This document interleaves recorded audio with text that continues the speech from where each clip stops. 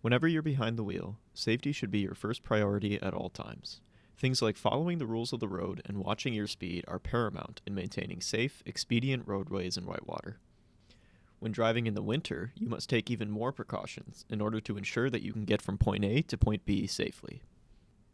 The City of Whitewater's Public Works Department works tirelessly in the winter to ensure that all roads are plowed and ready to drive on before we all leave for work in the morning. There are 117 lane miles of road to be plowed each day that it snows in Whitewater. That's equivalent to the distance between here and Chicago. Even when the roads are plowed, you still need to exercise extreme caution by lowering your speed, taking turns slowly, and avoiding abrupt stops whenever possible. There are also protective steps to take even when your car is not currently in use. The City of Whitewater does not allow on-street parking from 2 a.m. to 6 a.m. from November 1st through March 31st. In order to give the snowplows the most room to push snow off the roads without having to avoid cars along the way. This speeds up the snow plowing process extraordinarily and avoids any chance of a crash or damage to parked cars.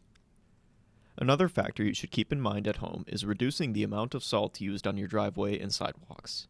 A 20-foot driveway, or 10 sidewalk squares, only needs about a coffee mug's worth of salt to properly melt the ice.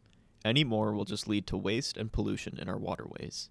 And it's not just our waterways that get affected by too much salt use. Your car will also experience damages if too much salt remains on the body for too long. So you should try to get a car wash whenever there's a thaw. In order to combat this issue of needing salt to melt ice but not using too much, the City of Whitewater uses a 23% solution of salt brine to prep the roads before a forecasted winter storm. That's what those lines you see on the road in the winter are.